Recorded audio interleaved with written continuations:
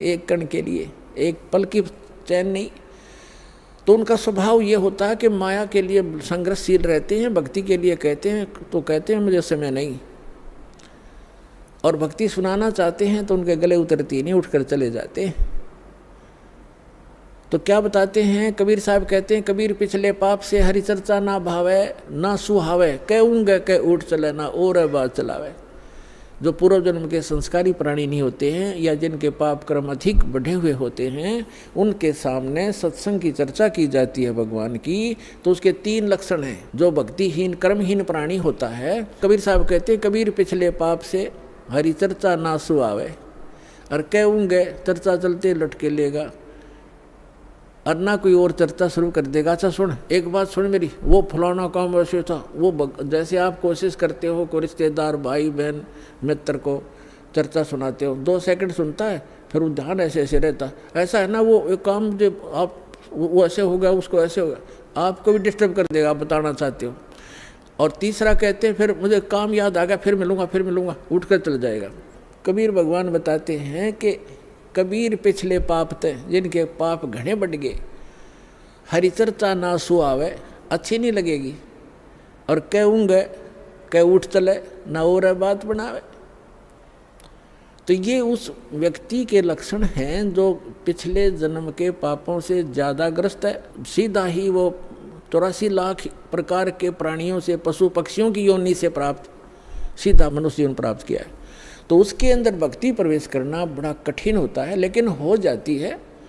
उसको थोड़ा ज़्यादा समय लगेगा इस ज्ञान को समझने में, और शुरुआत एक बार हो जाती है, धीरे धीरे किसी न किसी जन्म में तो वो हो ही जाती है। एक कागभूषण नाम के, अपने पुराणों में भी इसका प्रमाण आता है, कागभूषण नाम के एक महापुरुष हुए हैं, और एक गरुड़ जी जो श्री विष्णु जी के वाहन माने जाते हैं। इन दोनों की एक बार आपस में चर्चा हुई। कागभूषण कैसे हैं, उनका बाकी का शरीर मनुष्य सदृश्य है, लेकिन चोंच और ऊपर का हिस्सा जो मुंह है वो कौवे का है, उसको कागभूषण कहते हैं। इन दोनों की आपस में एक बार चर्चा हुई। कागभूषण से गरुड़ जी ने पूछा, हे भूषण जी, आपके पास बैठने से मुझे बहुत शांति मिलती है। आपने यानी ये भक्ति विधि और ये अमरत्व, क्योंकि कागभूषण जी की काफ़ी लंबी आयु हो गई है, काफ़ी प्रलय उसके सामने हो चुकी हैं, अभी भी वो विद्यमान है। तो उसके लिए पूछा कि आपको ये कैसे प्राप्त हुई। तब कागभूषण ने कहा कि एक लंबी कहानी है गरुड़ जी।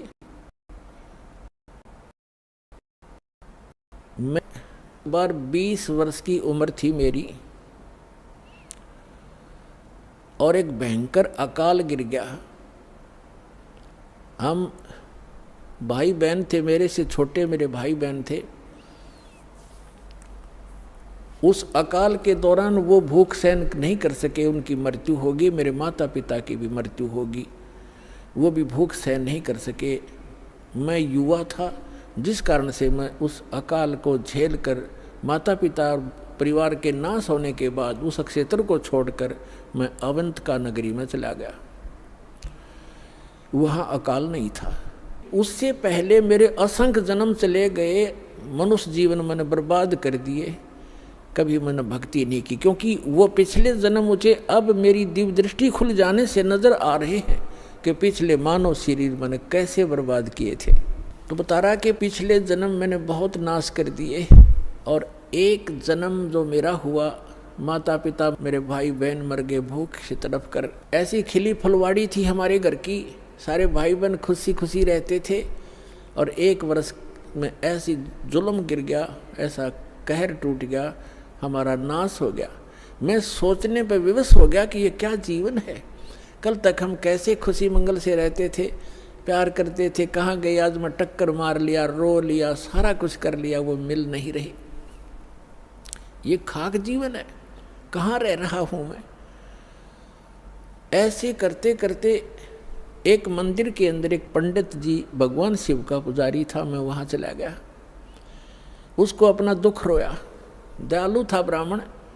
मुझे सीने से लगाया और कहा, बेटा यहाँ तो ऐसे ही कहर गिरते हैं, आप भक्ति कर लो, स्वर्ग में चले जाओगे, वहाँ दुख नहीं है। ब्राह्मण को ज्ञान स्वर्ग तक का ही था। और कहा, बेटा तुम दीक्षा ले, गुरु बनाए बगैर मोक्ष नहीं होता। अब काकभूषण बता रहा है कि मेरे इतने पाप थे, पापी के पिछले जन्म जन्म के कभी भक्ति शुरू नहीं करी थी। मेरे अंदर भक्ति प्रवेश करने में 6 महीने लग गए, लगातार संत के साथ रहने में। अब 6 महीने तक मैं मंदिर में रहा, रोज उनकी कथा सुनता, वचन सुनता, पर नाम लेने की इच्छा कभी मैंने व्यक्त नहीं की। गुरुजी कहते, महात्मा जी के बेटा दीक्षा ले ले। मैं कान्ना पे कह टाल जाता, ना हाँ कहता ना कहता। और दीक्षा उसी को प्रफुल्लित होती है जो सब इच्छा से अपनी लगन से प्राप्त करता है। जबरदस्ती दिया हुआ ज्ञान नाम काम नहीं करता। तो उस पंडित जी ने इसलिए उसको जोर नहीं दिया। 6 महीने के बाद कहता, लगातार सत्संग सुनने के बाद मुझ पापी के कुछ पाप नरम हुए और तब मैंने दीक्षा प्राप्त की। दीक्षा प्राप्त करके कुछ दिनों के बाद फिर मेरे अंदर एक बकवाद भागी। जो गुरुजी कथा सुनाया करते हो मुझे भी याद होगी। मैं युवा था, गुरुजी वृद्ध हो गए थे, मेरी आवाज़ में कसक थी। जितने भी श्रोता थे अब मेरी तरफ आकर्षित हो गए कि और कहने लगे, हो आप तो गुरुजी से भी बढ़िया ज्ञान सुनाते हो। अपने आत्माओं यहाँ मार खाता प्राणी, इस ज्ञान को सुनकर कोई वक्ता बन बैठेगा, 10 उसके प्रशंसक हो जाएंगे, वो भी अपना नाश जीवन करेगा। अब ज्ञान पुराणों का था, बढ़िया और घटिया क्या हो गया इसमें, गुरुजी से बढ़िया सुनाने लग गया वो। तो यहाँ मार खाते श्रोता भी और भक्त भी मार खाते, मान बढ़ाई छा जाती है, सबसे बड़ी दुश्मन है जीव की। एक दिन मैं बैठा था, कथा कर रहा था, श्रोता बैठे थे। गुरुजी आए मंदिर में अपने घर से। मैंने खड़ा होकर सत्कार नहीं किया क्योंकि मैं अपनी बेइज्जती समझूं था कि खड़ा होऊंगा तो सबका अट्रैक्शन इधर गुरुजी की तरफ हो जाएगा। अब मैंने बैठे बैठे दर्शन कर लिए, ऐसे बस थोड़ा सा नाम मात्र सा सिर झुकाया, खड़ा नहीं हुआ मैं। अब गुरुजी तो आए थे अपना लगे पूजा पाठ करने मंदिर में। एक कोने में बैठकर वह आकाशवाणी हुई मंदिर में, कह रहे दुष्ट, तूने अपने गुरु का अनादर किया है, तुझे 1 लाख वर्ष के लिए नरक में डालता हूँ। भगवान शिव की आकाशवाणी हुई, क्योंकि ब्राह्मण शिव का पुजारी था। अब वो आकाशवाणी सुन ली गुरुजी ने। उसने कहा, अरे बेटा भूषण, उसका नाम कुछ और था उसमें, बेटा भगवान क्यों नाराज हो गया तेरे से। गुरुजी ने नहीं ध्यान दिया कि इसने मेरा आदर किया या अनादर किया। संत के विषय में एक वाणी कही है गरीबदास साहिब जी ने कि आदर अनादर करो क्यों ना कोई, मम संत शरण जगत जान छोई। अब संत ये नहीं देखते आदर अनादर को, लेकिन शिष्य को हानि घनी हो जाती है जो आदर नहीं करता, नियमित नहीं रहता। तो उस गुरु ने पूछा, बेटा क्या गलती करती, भगवान आपसे क्यों रुष्ट हो गए। अक्षमा याचना कर, दयालु है भगवान, माफ़ कर देंगे तेरे को। और खुद भी अर्ज की, हे भगवान बच्चा है आपका, गलती होगी, बालक है, अक्षमा करो। तब उसने आकाशवाणी की। फिर दोबारा भगवान शिव ने, जब ये निकम्मा व्यक्ति अपने गुरु का आदर नहीं करता तो मेरा क्या आदर करेगा। गुरु एक रिहर्सल करनी होती है गुरु जी को भगवान की तरह मानकर, क्योंकि हम जैसा व्यवहार गुरु जी के यहाँ कर रहे हैं तो परमात्मा इस रूप में आपको वहाँ ऊपर जा कर के आपकी परीक्षा लेगा। एक स्थान है मानसरोवर पर, तो वहाँ जो जैसा भाव आपका यहाँ वैसा वहाँ होगा, जैसे सोपन में होता है। तो वहाँ से वापस आने के बाद फिर आप बहुत युगों तक वहाँ नहीं जा पाओगे। इसलिए एट प्रेजेंट आपने गुरु जी के साथ ऐसा व्यवहार करना चाहिए, ऐसा बोलना चाहिए जैसे हम भगवान से कर रहे हों। तो इस प्रकार ना करने से तब उसने कहा कि जिसने आपका अनादर किया, आपका नहीं मेरा अनादर किया, इसको 1 लाख वर्ष तक नरक में डालूंगा। फिर काफ़ी समय तक हाथ जोड़े रहा। ब्राह्मण, आपका बच्चा है, बख्श दो दाता, बालक है, गलती होगी, अरे तो भी मांग माफ़ी बच्चे, माफ़ी मांग। लेकिन फिर आकाशवाणी हुई कि मेरा वचन ना खाली जाई, यम के लोग चलो रे भाई। अब काकभूषण कहता है कि मेरी मृत्यु होगी, मैं नरक में डाल दिया गया 1 लाख वर्ष तक। लेकिन थोड़ी बहुत जो कलम चढ़ी थी, थोड़ी बहुत भक्ति प्रारंभ की थी प्राथमिक, उसका लाभ मिला। अगले जन्म में मुझे मनुष्य जीवन मिला, 1 लाख वर्ष नरक भोग गए। मनुष्य जीवन मिला तो मैंने एक लोमस ऋषि के साथ वाद विवाद कर दिया। उसने मुझे श्राप दे दिया, अरे चंडाल, तो चंडाल के घर जन्म हो तेरा, वाद विवाद करता है। तो काकभूषण कहता है कि गुरु जी मैंने दुख नहीं माना संत के उस कुवचन का, और उसने श्राप दे दिया। मैंने हाथ जोड़ कर ये कहा कि हे महर्षि जी, दास पर गलती बन गई, मैं नीच व्यक्ति हूँ, मैं कर्महीन हूँ, तभी तो ऐसी भाषा में आपके सामने बोल गया, मेरा दुर्भाग्य था। एक दया करियो दयालु कि मैं किसी जन्म में चाहे चंडाल का पैदा हूँ, पर आप भगवान की भक्ति ना भूल पड़े, ये दया करते मुझे। तो ये आशीर्वाद दे दिया लोमश ऋषि ने। तो सारी कथा बताता है कि फिर मैं क्या हुआ, एक काग के घर जन्म हुआ मेरा। जैसे ब्रह्मा जी हैं, इनका हंस वाहन है, और हंस के साथ एक हंसनी कंपलसरी होती है। तो ब्रह्मा की जो पत्नी सावित्री है, वो हंसनी जब ऋतु पर आई, यानी गर्भवती होने की स्थिति में आई ऋतु पर, तो काग चंड के पास ले गई, कौवा के देवलोक में। उससे मिलन होने से कागभूषण की उत्पत्ति हुई।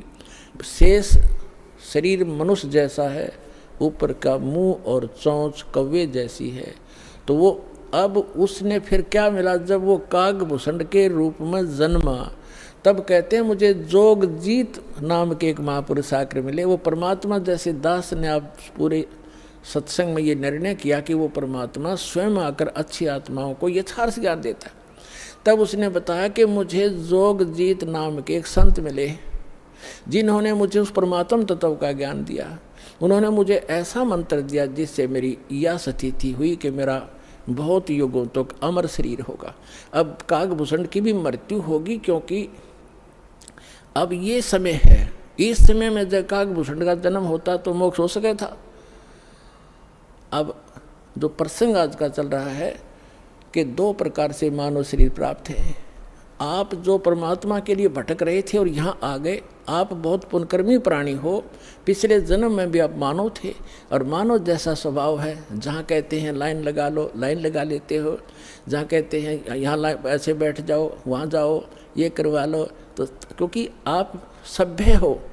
और ऐसे व्यक्तियों को शीघ्र ही ज्ञान प्राप्त हो जाता है, शीघ्र ही ढल जाते हैं, जैसे संत ढालना चाहता है। आपके मैल घड़े नहीं थे, और जो मैला कपड़ा ज़्यादा होता है धोबी को, उसको ज़्यादा प्रयत्न करना पड़ता है, साफ वो भी हो जाएगा। तो इस प्रकार स्थिति है। जो दूसरी टाइप के व्यक्ति हैं उनके ऊपर भी रजा होगी, क्योंकि जगह जगह भगवान की चर्चा चल रही है, टीवी चल रहे हैं। एक ही घर में 4 सदस्य हैं, 3 ने नाम ले लिया, एक सुनता भी नहीं, तो वो मनुष्य योनि से आया हुआ प्राणी नहीं है, को पूर्व संस्कार से जुड़ गया।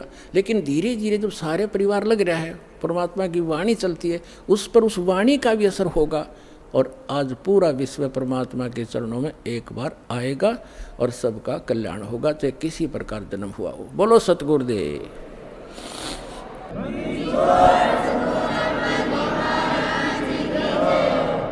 बोलो सतगुरुदेव की जय। बंदी छोड़ कबीर परमेश्वर जी की जय। बंदी छोड़ गरीबदास जी महाराज जी की जय। स्वामी रामदेवानंद जी गुरु महाराज जी की जय हो।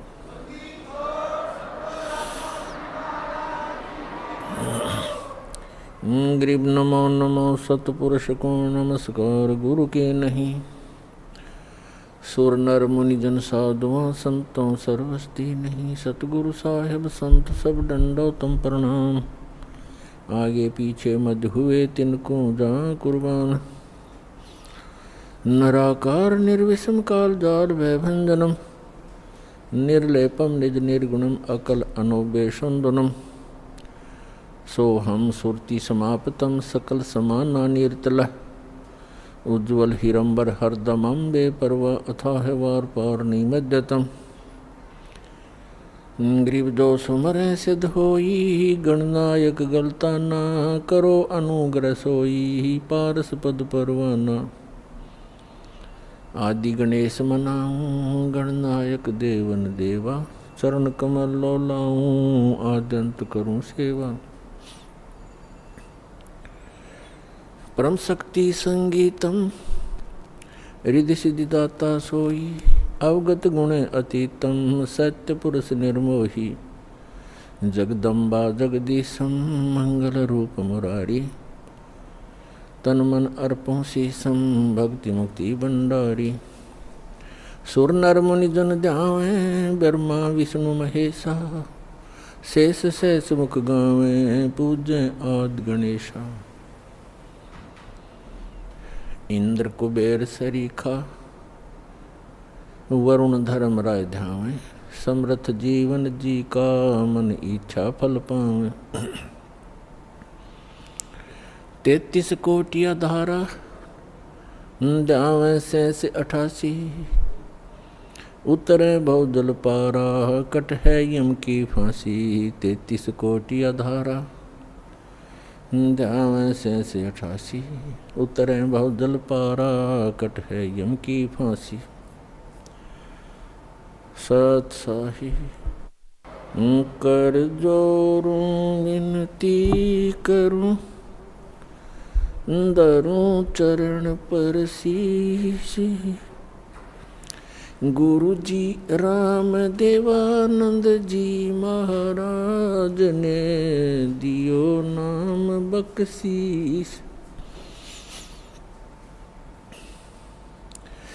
कोटि कोटि सिजदा करूं कोटि कोटि प्रणाम। चरण कमल में राखियो मैं बंदी जाम गुलाम। कुत्ता हूँ गुरुदेव का रामपाल दास का नाम। गले प्रेम की जेवड़ी झांखे चोहा जाऊं। तो करो तो बावड़ू दूर दूर करो तो जाऊं। ज्यों राखो त्यों ही रहूं जो देवो सुख। परम पिता परमात्मा पूर्ण ब्रह्म सारी सृष्टि के रचनहार कबीर देव कबीर परमेश्वर जी की असीम रजा से आप सभी पुण्यात्माएं सत्संग श्रवण करने के लिए उपस्थित हो पाए। मानुष जन्म दुर्लभ है मिले न बारंबार। तरवर से पत्ता टूट गिरे वो बोरने लगता डर। पृथ्वीपति चकवे गए जिनके चक्र चलंत। रावण सरीखे कौन गिने हैं ऐसे गए अनंत। मानुष जन्म पाए के जो नहीं रटे हरि नाम। जैसे कुआ जल बिना फिर बनवाया क्या काम।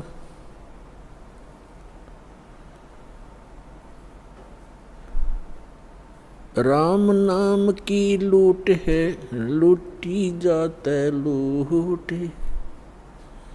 पीछे फिर पछताओगे हे प्राण जहांगे छूट। नंगा आया जगत में नंगा ही तू जाए। बीच में ख्वाबी ख्याल है ये मन माया भरमावे। मर्द गर्द में मिल गए वो रावण से रणधीर।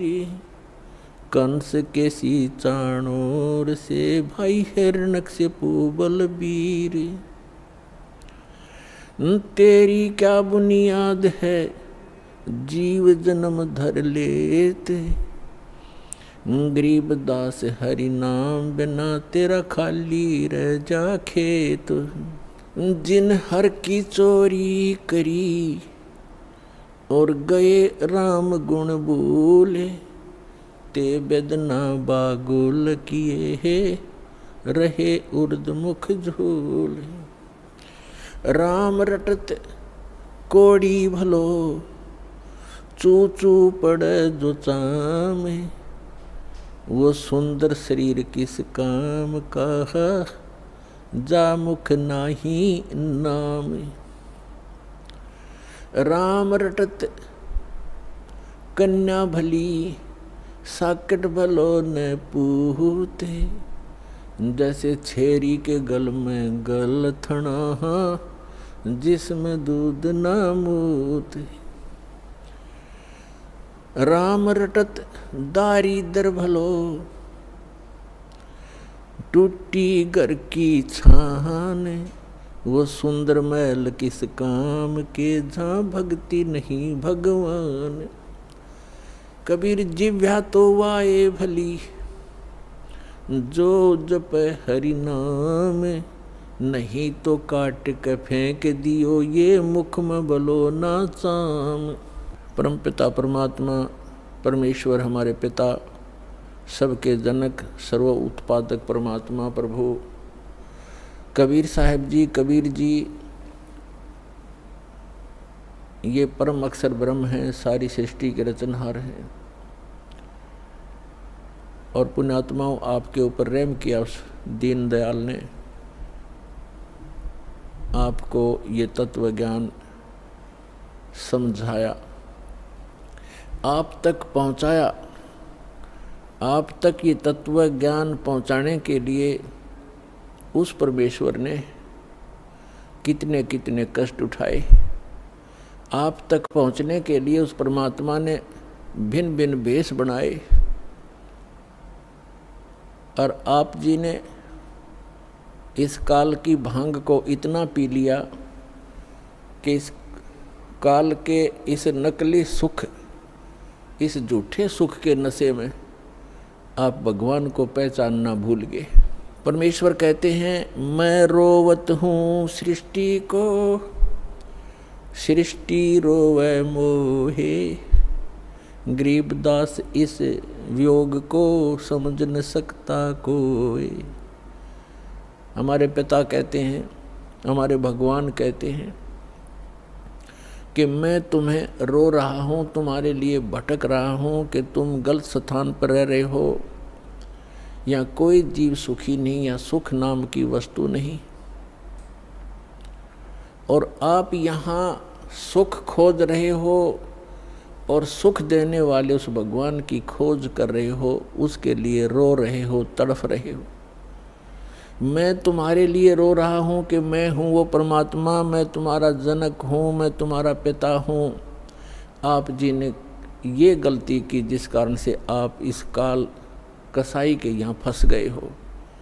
किसी का बेटा मार रहा है, किसी की बेटी मार दी, कोई किसी का जमाई मर गया, किसी के कैंसर होगी, किसी की टांग कट गई, किसी को कैंसर है, कोई कोड से भुगत रहा है। और शेष बचे हुए ये सोचते हैं कि हम ठीक हैं। यदि आप रोग रहित हैं, कल मृत्यु होगी, फिर गधे बन जाओगे, तो क्या खाक ठीक हो आप? इसलिए परमात्मा याद दिलाते हैं, कबीर ये माया अटपटी, सब गट आन अड़ी। किस किस को समझाऊं, या कुएं भांग पड़ी। परमात्मा कहते हैं, किस किस को समझाऊं। इस काल भगवान ने इस नकली सुख की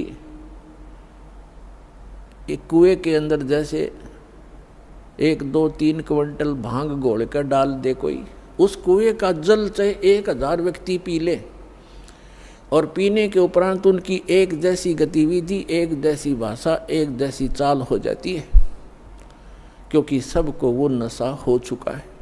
तो इस काल भगवान ने इस त्रिगुणमयी माया की इतनी मात्रा डाल रखी है आपके अंदर कि आपको इतना नशा हो गया इसका। जैसे किसी के पास बढ़िया मकान, कोठी हो जाती है, कार हो जाती है, उसको नशा है वो, और वो फूला नहीं समाता, और वो भूल जाता है बालक कल मृत्यु हो जाएगी, ये कार कोठी तेरे साथ नहीं जाएंगी, यहाँ बुद्धि क्यों नहीं आती आपकी। परमात्मा हमें याद दिलाना चाहते हैं कि इन सुखों को जहाँ आप यहाँ खोज रहे हो, आपको सतलोक में मिलेंगे।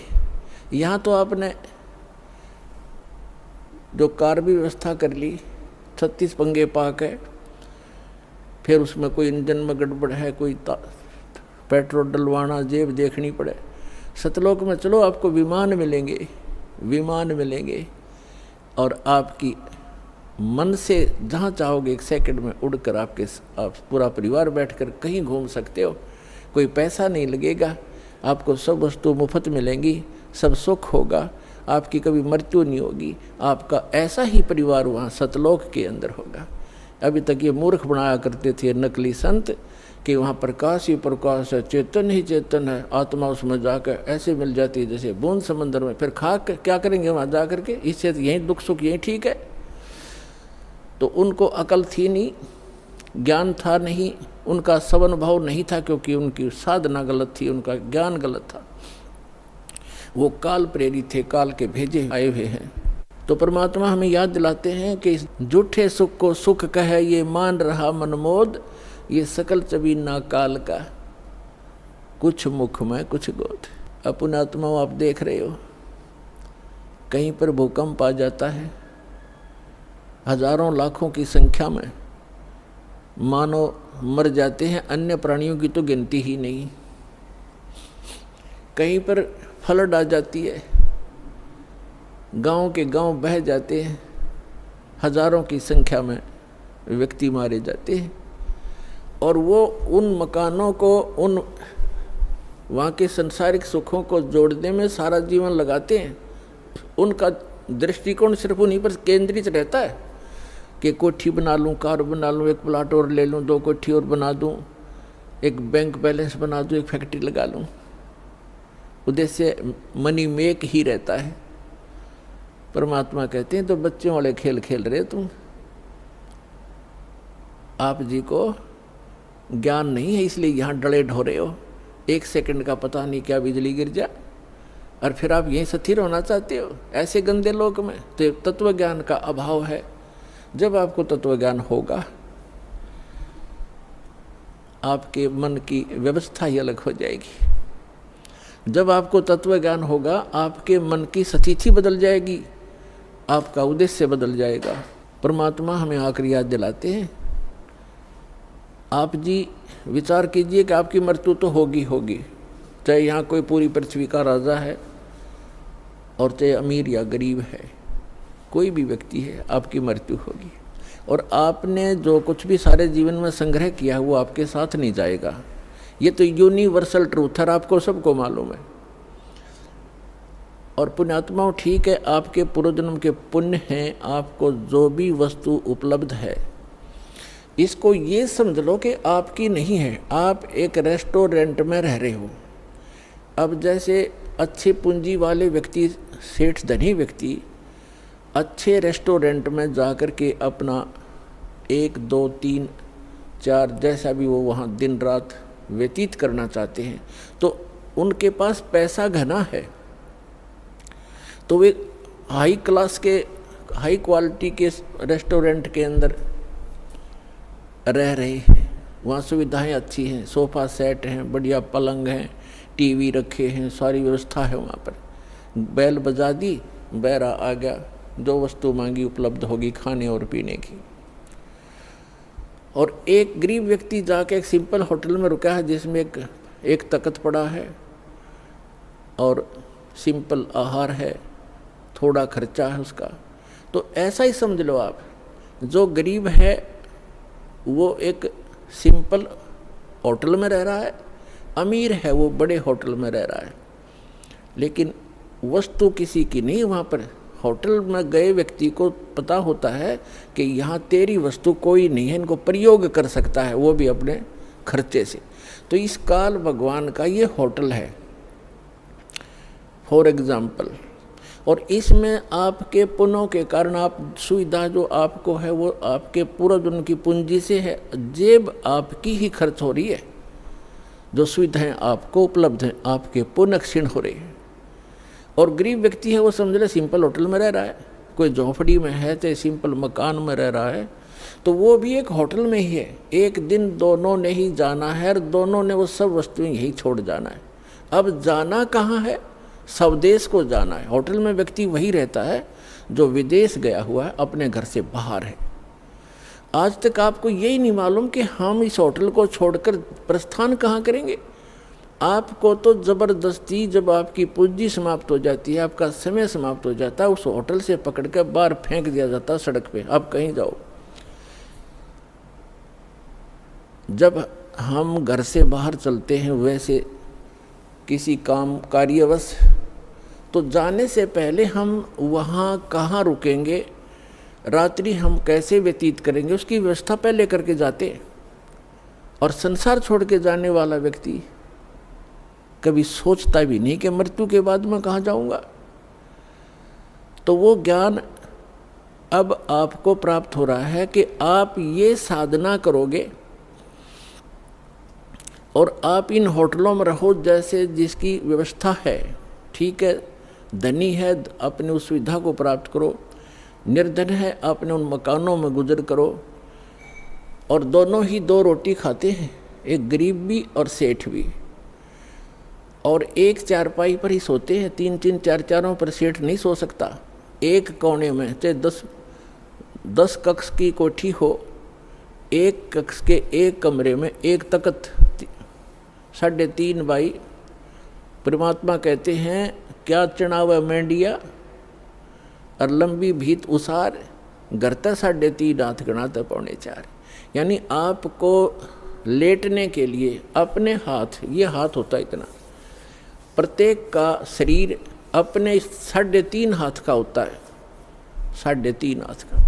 तो परमात्मा कहते हैं आपने जो 20 कक्ष की कोठी बना रखी है, उसमें 3.5 हाथ और बाई 1 हाथ, भाई इतनी जगह की जरूरत है आपको। बाकी उस कोठी की शर्मा मार ले, क्या बनेगा उसका? समय खोया, अपना जीवन व्यर्थ किया। तो कहने का भाव ये है कि ठीक है, भगवान ने आपको कोठी भी दी है, सुविधाएं भी हैं, कोई बात नहीं, लेकिन अब भविष्य की तैयारी करो, यहाँ से चलने का उद्देश्य बनाओ। असक जन्म हो गए आप जी ने यही भटकतों का। परमात्मा हमें बताते हैं कि आप जी यहाँ इस काल कसाई के लोक में रह रहे हो, इसने आपको अपने स्वार्थवश पाल रखा है, जैसे कसाई बकरे पालता है। पुण्यात्मा, आपके ऊपर 3 गुणों का इतना ज़बरदस्त प्रभाव हो गया कि आप जी अपने परिवार, अपनी संपत्ति को अपना मान चुके हो, और मान चुके हो जैसे नशे में व्यक्ति चाहे कुर्डियों पर पड़ा हो गंध में, और चाहे चारपाई पे लेट रहा हो, उसको पता ही नहीं तू कहाँ है। तो आज हम सभी की ये स्थिति है कि हम इस सब कुछ को अपना मान चुके, और इसको ये कहा जाता है कि आप कसाई के लोक में रह रहे हो और ये आपको सबको खाएगा बारी बारी, ये नहीं बख्शेगा किसी को भी। किसी परिवार के 3-3 सदस्य खा जाता है एक दिन में, कोई दुर्घटना से या कोई किसी और अन्य कारणों से, कोई बीमारी से। और शेष बच्चे ये सोचते हम ठीक हैं। जिनके साथ वो घटना घट गई उससे पहले वो भी आप जैसी ही स्थिति में थे। तो पुण्यात्माओं, परमात्मा ने रजा बख्शी आपको ये ज्ञान देने की, और फिर वो विकल्प बताया कि यहाँ से जाकर आप कहाँ रहा करोगे। गीता अध्याय नंबर 15 के श्लोक नंबर 1 से 4 में कहा है कि उल्टा लटका हुआ संसार रूपी वृक्ष है, ऊपर को जड़ तो समझो पूर्ण परमात्मा, और नीचे को 3 गुण रूप शाखा हैं, रजगुण ब्रह्मा, सतगुण विष्णु, तम गुण शिव जी। और जो संत इस उल्टे लटके हुए संसार रूपी वृक्ष के सभी विभाग बता देगा, तना कौन भगवान है, इस संसार रूपी जड़ कौन है, यानी जिससे सबका धारण पोषण होता है वो कौन प्रभु है, और शाखा कौन है, डार कौन है, और पत्ते क्या है, तो स वेदविद वो तत्वदर्शी संत है। तत्वदर्शी संत की प्राप्ति के उपरांत 15वें अध्याय के 4थे श्लोक में कहा श्रीमद् भगवद गीता में, उसके पश्चात परमेश्वर के उस परम पद की खोज करनी चाहिए जहाँ जाने के बाद साधक फिर लौटकर कभी संसार में नहीं आते। और जिस परमेश्वर ने सब ब्रह्मांडों की रचना की है, संसार रूपी वृक्ष की प्रवृत्ति जिससे विस्तार को प्राप्त हुई है, उस परमात्मा की भक्ति करो और किसी की नहीं। और गीता ज्ञानदाता अपने विषय में कहता 8वें अध्याय के 13वें श्लोक में, ओम इति एकाक्षरम ब्रह्म विवहारण माम अनुस्मरण यह प्रयाति तदन दे हमसे आती परमाम गति। मुझ ब्रह्म का एक ओम अक्षर है। गीता का ज्ञान ब्रह्म बोल रहा है, ये काल बोल रहा है, श्री कृष्ण जी में प्रवेश करके बोल रहा है और ये कह रहा है कि मुझ ब्रह्म का केवल एक ओम मंत्र है। इसका उच्चारण करते हुए संसार छोड़कर जाते समय भी, मरते समय भी इसी का जाप करता है तो ओम से मिलने वाली जो परम गति वो प्राप्त हो जाती है, वो ब्रह्मलोक प्राप्त होता है। ब्रह्मलोक में गए प्राणी भी वापस आते हैं। 8वें अध्याय के 16वें श्लोक में गीता जी में स्पष्ट किया है, वो भी पुनरावृत्ति के अंदर। तो गीता ज्ञानदाता कहता है 4थे अध्याय के 5 और 9 श्लोक में, गीता अध्याय नंबर 2 के श्लोक 12 में, गीता अध्याय नंबर 10 के श्लोक नंबर 2 में गीता ज्ञानदाता कहता है अर्जुन तेरे और मेरे बहुत जन्म हो चुके, तू नहीं जानता मैं जानता हूँ। इससे सिद्ध है कि जो गीता ज्ञानदाता ब्रह्म है ये काल है। और गीता अध्याय नंबर 11 के श्लोक नंबर 32 में स्वयं कहता है कि अर्जुन मैं काल हूँ और अब प्रवृत्त हुआ हूँ। श्री कृष्ण नहीं थे काल, श्री कृष्ण होते तो ये कैसे कहते मैं अब प्रवृत्त हुआ हूँ। श्री कृष्ण जी तो पहले उपस्थित थे वहाँ पर अर्जुन के साथ, उनके सारथी बनकर। तो पुण्यात्माओं, ये हमारे सदग्रंथ एक अनमोल रतन है, इसको हमारे धर्मगुरु समझ नहीं सके, इसका अड़ंगा कर दिया, उल्टा ज्ञान बता दिया हमारे को। श्री कृष्ण जी को सुप्रीम पावर बता दिया, जबकि श्री कृष्ण जी तो एक ब्रह्मांड में एक सतोगुण विभाग के मंत्री समझो, और इनका पिता काल एक ब्रह्मांड में मुख्यमंत्री समझो, और ओवरऑल कंट्रोलर सभी ब्रह्मांडों का वो प्रधानमंत्री समझो, वो परम अक्षर ब्रह्म समझो, वो पूर्ण परमात्मा। उसकी साधना के लिए ही ये गीता ज्ञानदाता बार बार कह रहा है। गीता अध्याय नंबर 18 के श्लोक नंबर 62 में कहा कि अर्जुन तू सर्वभाव से उस परमेश्वर की शरण में जा, उस परमेश्वर की कृपा से तू परम शांति को, सनातन परम धाम को प्राप्त होगा। गीता अध्याय नंबर 8 के श्लोक नंबर 1 में अर्जुन ने पूछा कि हे परमात्मा, आपने जो 7वें अध्याय के 29वें श्लोक में जिस तत्ब्रह्म की जानकारी दी है कि तत्ब्रह्म को से परिचित प्राणी, इस अध्यात्म ज्ञान से परिचित और सभी कर्मों से परिचित व्यक्ति केवल जरा और मरण से छूटने के लिए प्रयत्न करता। जरा माने वृद्धावस्था और मरण माने मृत्यु। जरा और मरण से छूटने के लिए जो प्रयत्न करते हैं वे उस तत्ब्रह्म से परिचित हैं, अर्थात उस पूर्ण परमात्मा से परिचित हैं, उसके उस शाश्वत स्थान से परिचित हैं। वहाँ जाने के बाद बुढ़ापा नहीं आता, वृद्धावस्था नहीं आती और मृत्यु नहीं होती। 8वें अध्याय के प्रथम मंत्र में अर्जुन ने पूछा फिर किम तत्ब्रह्म, वो तत्ब्रह्म क्या है वो बता दे मुझे। अब 8वें अध्याय के 3रे श्लोक में गीता ज्ञानदाता ये काल कहता है ब्रह्म कि वो परम अक्षर ब्रह्म है, यानी गीता ज्ञानदाता से कोई अन्य है वो प्रभु, वो स्वामी, वो मालिक। गीता अध्याय नंबर 4 के श्लोक नंबर 32 और 34 में स्पष्ट किया है कि वो सच्चिदानंद घन ब्रह्म अपने मुख कमल से बोलकर एक अमृत ज्ञान प्रचार करता है। उस सच्चिदानंद घन ब्रह्म की वाणी में धार्मिक अनुष्ठानों की, अध्यात्म मार्ग की, भक्ति विधि विस्तार के साथ कही गई है, वो तत्व ज्ञान है।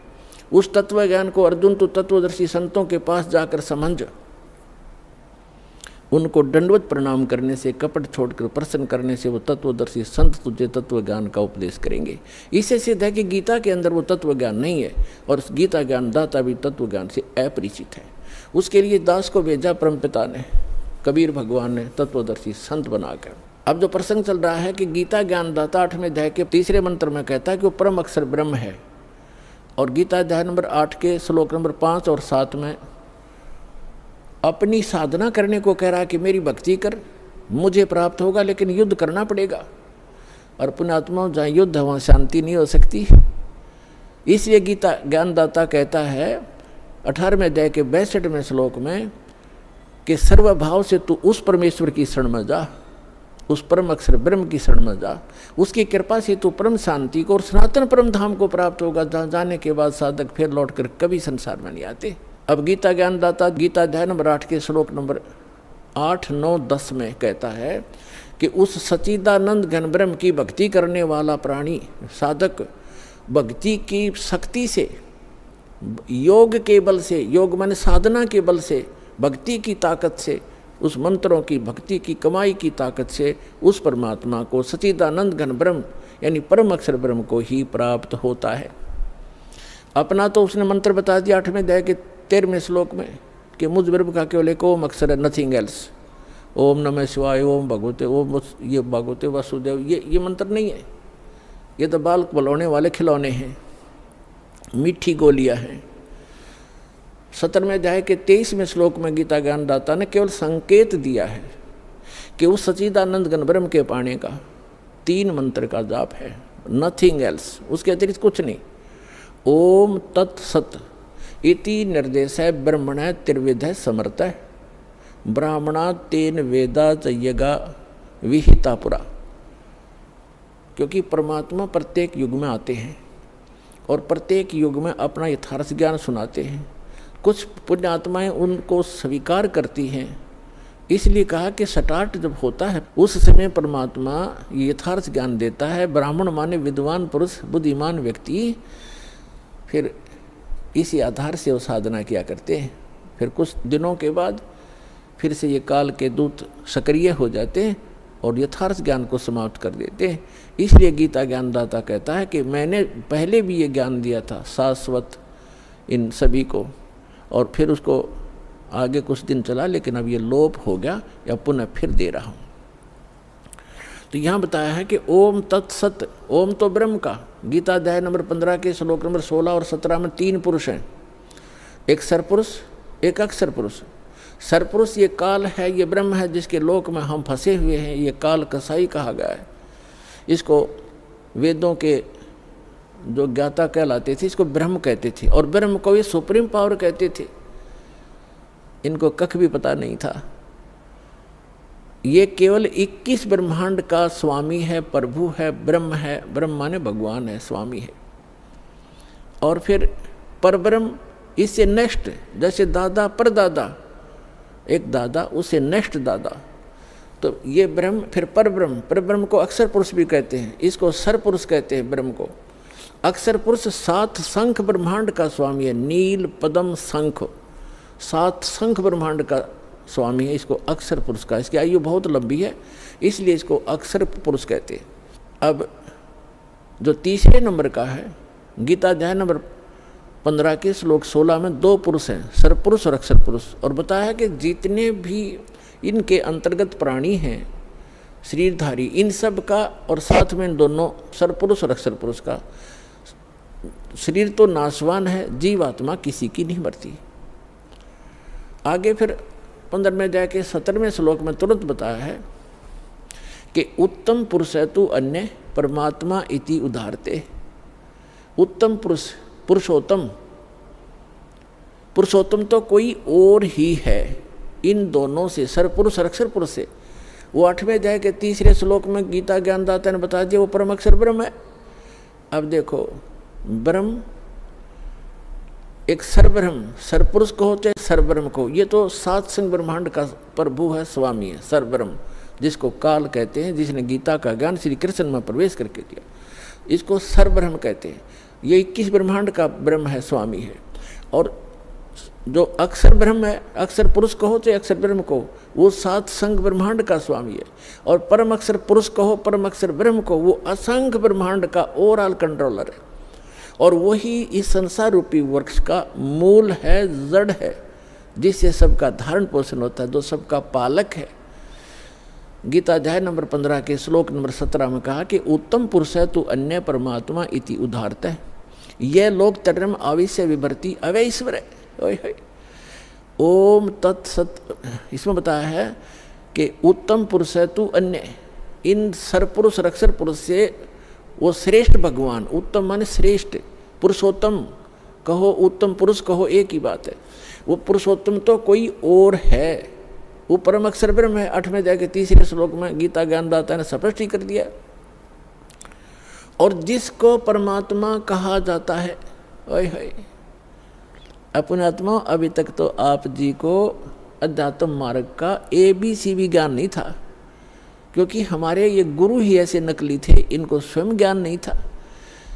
अब परमात्मा का अर्थ क्या होता है? अब आज का जो सत्संग है, इस परमात्मा कौन है? ये कसाई काल के लोक में हम रह रहे हैं, हम कैसे ये कसाई है और परमात्मा कौन है? जैसे गीता अध्याय नंबर 15 के श्लोक नंबर 17 में स्पष्ट कर दिया है कि उत्तम पुरुष तु अन्य परमात्मा इति उदाहरते, जिसको परमात्मा कहा जाता है। ओए होए, परमात्मा, परम माने श्रेष्ठ, आत्मा माने सोल, यानी अच्छी आत्मा, दीन दयाल जिसको कहा जा सकता है, परमात्मा, श्रेष्ठ आत्मा। और जो मारे, पूरे किसी परिवार को मारता है, काटता है और बुरा हाल कर रखा है, क्या वो परमात्मा हो सकता है? न, कभी नहीं। भले ही हम उसको अनजानपने में परमात्मा मान बैठे हैं, पर वो परमात्मा नहीं है। परमात्मा की परिभाषा से जब आप परिचित होगे, परमात्मा वो है जो केवल सुख दे, दुख नहीं दे। तो वो सतलोक, वो परमात्मा जो हमें वो स्थान बता रखा कि मेरा वहाँ लोक है, मैंने वहाँ ऐसी व्यवस्था कर रखी है, तो सारे असंख्य ब्रह्मांडों के प्राणी आप सतलोक में रह सकते हो। और सबके सब एक जैसी व्यवस्था है, सुंदर महल बने हुए हैं, तेज पुंज के सुंदर, आगे बाग बगीचे हैं, सबके आगे पार्क बने हुए हैं, उसमें बहुत सुंदर फल मेवा सदा लगी रहती है। और जब चाहे किसी प्रकार का आहार मन इच्छा आप करोगे, आपकी रसोई में तैयार मिलेगा, बना बनाया पका पकाया सेकंड में, और फल फ्रूट हैं। तो वहाँ जाने के लिए परमात्मा कहते हैं कि वो है परमात्मा, उसको परमात्मा कहते हैं। वहाँ मृत्यु नहीं, बुढ़ापा नहीं, रोग नहीं, शरीर ऐसा है, राग द्वेष होता ही नहीं। और वहाँ ऐसी व्यवस्था है तो चाहे तो भी राग द्वेष नहीं हो सकता, क्योंकि सबको एक जैसी सुविधाएं हैं। अब जैसे पुण्यात्मा आप यहाँ रह रहे हो, 2 दिन रुको, 10 दिन रुको, आपको बना बनाया भोजन एक भंडारे मिलेगा, एक जैसा सबको, किसी में कोई अंतर नहीं, एक जैसी सीटिंग होगी, एक जैसा आपका बिस्तर होगा, एक जैसे सबको नहाने धोने की व्यवस्था सबको बराबर है। तो यहाँ राग द्वेष हो ही नहीं सकता। कोई उसे मूर्ख बुद्धि भ्रष्ट होता है, जिसका स्वभाव में प्रवेश होता है, वो आकर बकवाद वैसे कर लो। किसी ने यहाँ गद्दा लगा रखा है, अपना बिस्तर लगा रखा है, दूसरा आके घाटी इधर, मैं इधर बैठूंगा, तो ये तो कहीं पैदा कर लो। बकवादी आदमी होते हैं, वो तो दुर्बुद्धि होते नहीं, जो सभ्य व्यक्ति होते हैं, यहाँ कोई प्रकार का द्वेष राग आपको नहीं हो सकता, क्योंकि सबको एक जैसी व्यवस्था है। ऐसे ही सतलोक के अंदर वहाँ किसी चीज़ का अभाव नहीं। यहाँ चोरी डाकैत और ये बुराइयाँ क्यों करते हैं? क्योंकि यहाँ पर हर चीज़ का अभाव है। प्रत्येक वस्तु किसी भी व्यक्ति को उपलब्ध नहीं है, चाहे कोई भी है। किसी को ऐसा रोग हो जाएगा, चाहे कितना सेठ है, उसकी दवाई मिल लेना, मारे जाओ टक्कर द्वार के। एक बता रहा था कि इतना बड़ा सेठ था, करोड़ों की इनकम थी उसको, और स्वयं वो कोई ना फल खा सकता था, ना कोई आहार कर सकता था, दाल का पानी घोल के और छान के पिया करता। चाट ले उस माया ने, सिर पर धर ले फैक्ट्री और कोई ठीरे। कहते हैं जीवित जग में जूती पड़े फिर जम तोड़े छाती, बिना भक्ति के प्राणी यहीं दुखी हो जाएंगे, आगयम के दूत उनको बहुत सताएंगे। तो यहाँ परमात्मा आपको बताना चाहते हैं कि आप काल के लोक में रह रहे हो। गीता अध्याय नंबर 15 के श्लोक नंबर 16-17 में 3 पुरुष हो। अब 17वें का प्रकरण चल रहा है कि उत्तम पुरुष है तू अन्य और परमात्मा इति उदाहरते, उसको परमात्मा कहा जाता है। और ये लोक धर्म अविश्य विवर्ती, जो तीनों लोकों में प्रवेश करके सबका धारण पोषण करता है, वो अव्यय ईश्वर है, वो है अविनाशी परमेश्वर, वो है अविनाशी भगवान, अविनाशी स्वामी। गीता अध्याय नंबर 15 के श्लोक नंबर 18 में ये बुद्धिहीन व्यक्ति जो नकली हैं वो ये कहते हैं कि रामपाल 15वें अध्याय के 18वें श्लोक के बारे में क्यों ना बोलता, कि उसमें लिखा है, गीता ज्ञानदाता कहता है कि मैं लोक वेद में, मैं इन सभी प्राणियों से उत्तम हूँ, और इसलिए लोके वेदे, लोक वेद में पुरुषोत्तम प्रसिद्ध हूँ। तो इसका अर्थ ये है कि गीता ज्ञानदाता 21 ब्रह्मांड का स्वामी है, और इसके अंतर्गत जितने प्राणी हैं, इंक्लूडिंग ब्रह्मा विष्णु महेश से भी ये उत्तम है, श्रेष्ठ है, इनसे उत्तम है। इसलिए दंत कथा के आधार पर, लोक वेद के आधार पर मैं पुरुषोत्तम प्रसिद्ध हूँ, क्योंकि मैं इनसे उत्तम हूँ, श्रेष्ठ हूँ, तगड़ा हूँ, इसलिए मैं पुरुषोत्तम प्रसिद्ध हो रहा हूँ। लेकिन उत्तम पुरुष तू अन्य 15वें अध्याय के 17वें श्लोक में उसने क्लियर कर दिया। तो पुण्यात्माओं, ये अज्ञानता का ही परिणाम होता है, जिसमें थोड़ा बहुत कचरा रह जाता है, वैसे फसड़ कराया करे वो फिर कार्बोरेटर तो इनमें थोड़ा ये दास चाहता है कि सारा सफाई कर दूं ताकि आपको कोई मिसगाइड ना कर सके। तो इस प्रकार 15वें अध्याय के 18वें श्लोक को समझो कि ये कहता है कि जितने मेरे अंतर्गत प्राणी हैं उनसे मैं उत्तम हूँ, पुरुषोत्तम कहलाता हूँ, इसलिए इन तम तगड़ा हूँ, श्रेष्ठ हूँ, इसलिए पुरुषोत्तम प्रसिद्ध हो रहा हूँ, लेकिन वो पुरुषोत्तमता कोई और है। 15वें अध्याय के 70वें श्लोक में। तो अब प्रसंग हम यहाँ आते हैं कि उसको परमात्मा कहा जाता है। ओए है परमात्मा, प्रभु का नाम का अर्थ होता स्वामी। उसको ब्रह्म कहो, प्रभु कहो, साहिब कहो, और राम गॉड खुदा अल्लाह कहो। अल्लाह भी स्वामी। और जैसे परमात्मा किसे कहते हैं? परमात्मा उसे कहते हैं जो कभी दुख नहीं देता, सबको सुख सुख देता है। उत्तम पुरुष है तो अन्य परमात्मा इति उदाहरत है। ये लोक तरम अविश्य विवर्ती अवय ईश्वर है। अब परमेश्वर ने आके बताया अपनी प्यारी आत्मा धर्मदास जी को कि धर्मदास, आप इस काल के लोक में रह रहे हो। अब धर्मदास जी ने कहा कि प्रभु आप जो कहते हैं सर्वधार्य है, लेकिन मेरे गले उतर नहीं रही ये बात कि हम गंदे लोक में रह रहे हैं, ये कसाई का लोक है। हे परमात्मा देखो कैसी यहाँ पर फल फ्रूट हैं, कैसे बाग बगीचे बने हैं, झरने बह रहे हैं, गंगा जैसी दरिया बह रही है, और कितना दयालु है ये परमात्मा, कैसी ऋतु बनाई है, हवा चल रही है, और कितना अच्छा शुद्ध हवा दे रखी है, कितनी लंबी चौड़ी पृथ्वी है, कोई कहीं बैठो उठो लेटो किसी प्रकार, और कितनी सुविधा देता है ये। इसको कैसे हम मानने कि ये भगवान नहीं है? तब परमात्मा ने बताया कि पुण्यात्मा धर्मदास जी को कहा कि इस काल को एक श्राप लगा हुआ है कि 1 लाख मानव शरीरधारी प्राणियों को ये नित आहार करेगा और 1.25 लाख उत्पन्न करेगा मानव, यानी 25% एक्स्ट्रा ये उत्पन्न करेगा। इसने सतलोक में गलती की थी, जिस कारण से इसको ये एक रोग लगा, श्राप लगा। और आप जी ने गलती की थी कि आप भगवान को छोड़कर इस पर आसक्त हुए थे, जिस कारण से आप इसके साथ यहाँ आ गए। आपके लिए ऑप्शन है वापस जाने का, आप वापस जा सकते हो, जैसे विधि मैं बताऊंगा इस साधना को करके। और ये इसलिए अब यहाँ प्रश्न एक और उठ जाता है भक्तों के मन में कि भगवान ने इसको श्राप नहीं देना चाहिए था, ये श्राप नहीं देते तो ये हमें नहीं खाता या नहीं रोके रखता। आपको तो इसने रोके रखना ही रखना था।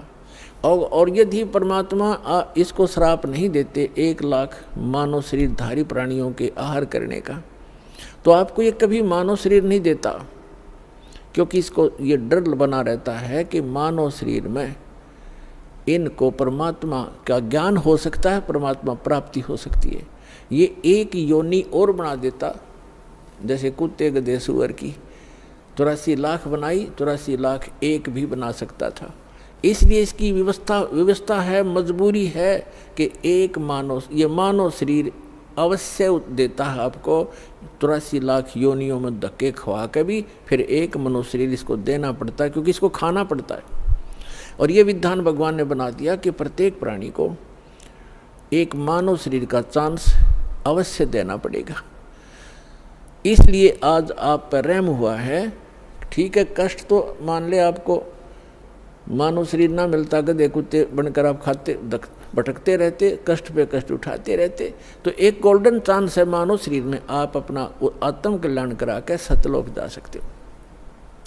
ये सुविधा देवताओं को भी उपलब्ध नहीं है, क्योंकि जितना जीव गणा सुखी होगा उतना भगवान से कोसों दूर होगा, ये सत्कर मान लियो।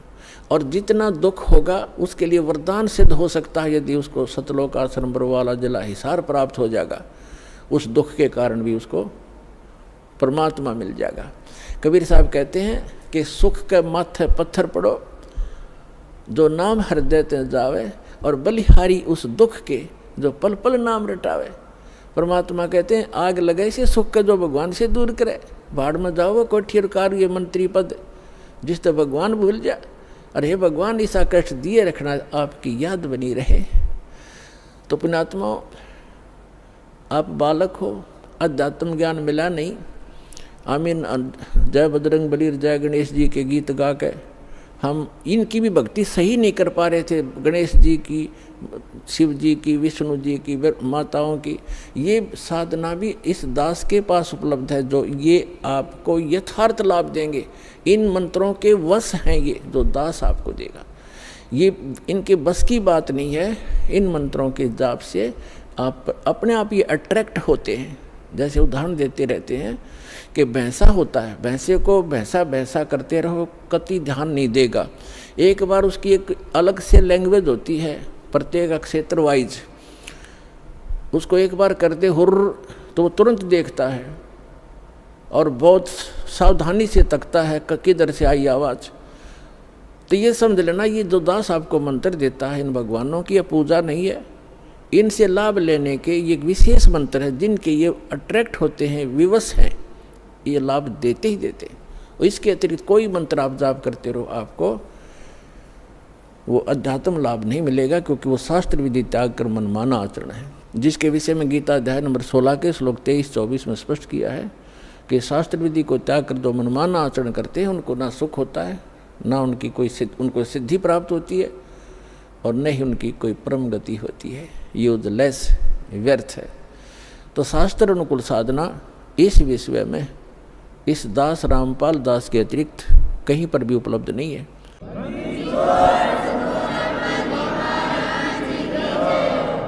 इसको चाहे आप अभिमान समझना या तत्व ज्ञान समझना, ये धीरे धीरे आपको अपने आप समझ में आ जाएगा दास क्या कहना चाहता है।